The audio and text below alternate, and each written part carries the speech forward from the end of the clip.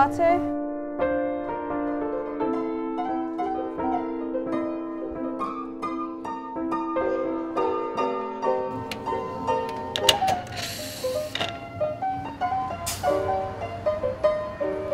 Welcome to the coffee shop.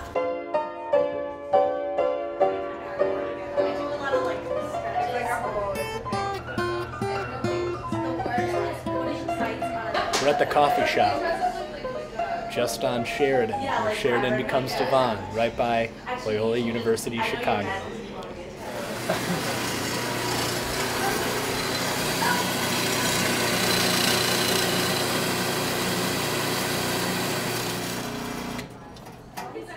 I'm Elia Hohauser-Thatcher. I am a jack of all trades, master of none.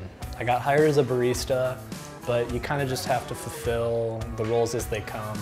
My name is Tammy Mann, and I'm one of the 3 partners that own the coffee shop. What's up? What's up, beautiful? Mwah. You know, we have had like a lot of special moments, but the most important thing I think is we have a piano and a guitar here, and people are always free to play piano and guitar, sing, or you know, whatever. I think it's good that they have pretentious coffee shops because there's a lot of pretentious people and we don't want them here. We don't want to work with them, we don't want to serve them, and you don't want to sit next to them. So I think it's good that everybody has a place that they're comfortable at. Just kind of your basic mom and pop shop where people can feel comfortable to be themselves and feel comfortable to hang out. And I don't think you get that a lot in Chicago because everybody's so focused on being super cool. And I think that that's bullshit. Like you're just coming in, everybody's mutually coming in to drink caffeinated beverages. So who cares? What do I think about coffee culture? Culture is kind of a complex idea to talk about coffee culture. It's such a weird thing to think of, but I think so. I don't think that it exists for me. I think that it does exist for people. There is value in caring about something that you do. As it being chic or cool or super hip, you know, I mean, I'm sure it'll go in and out of fashion. People always drink coffee. Coffee is an integral part of American society, I think. So in that case, I would say yes, there is a coffee culture. We thought about telling people that he was like some famous like Norwegian documentarian. Like having him not speak at all, say he's gay or something. I thought that would be kind of funny. Maybe. It would be. Although it's not really... Norwegians aren't very sexy. I mean, they are really very sexy, but they're not culturally sexy. Culturally, like they don't do documentaries and stuff No, like they that? do documentaries, but they're boring. They're so wholesome. They're boring. Yeah, you watch someone sick like a Serbian. My name is Eric Graff.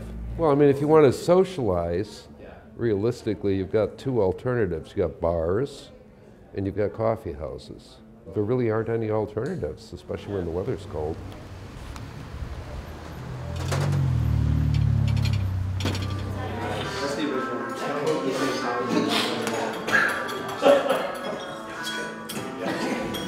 Coffee culture, to me, really it's connecting with people, with the city, of course. It's how I've gotten to know Chicago, and then even just the drink. And even through coffee, I've connected with people from Kenya, people from different parts of the United States, even like possible job opportunities in different states. So coffee culture to me would be, first of all, like, I mean, it's drinking coffee, but then you go out to that, meeting people like that you know in the shops, or meeting people you don't know in the shops, meeting baristas, owners, managers, and then it just keeps getting bigger and bigger. But it's a culture that I think really connects people from all over. Counterculture, it's incredible that they can do this, but they put free training on Fridays and cuppings normally, and so we just did a cupping, which involves smelling the coffee. They grind it for us and we smell it. Everyone goes through and we're writing down on the sheet like the aroma and fragrance we get. We smell it and then they pour hot water on it, and then you smell it again, get the flavors, try to get, like, it's really about learning, and it's awesome to come here and do that. And then you go through the spoon and you taste it, and you're kind of to yourself during that part, but then at the end you all get together and we talk in a big group and talk about flavors, and different people get different things, but you kind of learn and you can write on your sheet, take notes and stuff. But normally these classes would cost, but it's really cool to come down here and do free training. They've got them all over the United States. Can you talk about that coffee just a little bit? Sure. So Haru is also from Yirgacheffe in Ethiopia. This is a wash process coffee. Coffee culture in Chicago overall, people are pretty open to sharing, and I think that's what makes a good barista or manager, that is just open to teach people if they want, but not be too arrogant behind the bar, like saying like they know a lot and saying here's what you should get from this and whatever. Yes. Yeah. Barbecue hickory. Let's explore that Italian sauce a little bit. Yeah, I got that too. So what do you get in Italian sauce? Like a red, like a more of a red. Sweet. Like tomatoes? Tomato. Maybe, what else? You got some herbs in there maybe? I guess I would just tell people to get out and explore, because more than just, I mean, you can use coffee as a reason to get away from campus or get away from work or something, to meet people like that you know, but then also people that you don't know.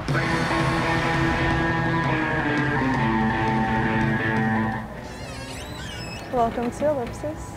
My name is May, and I'm a barista at Ellipsis Coffee House in Rogers Park. Ellipsis is a specialty coffee house that carries counterculture. I've always been interested in working in coffee because I started drinking coffee at a really young age. My mother owned coffee shops when she was my age in Canada.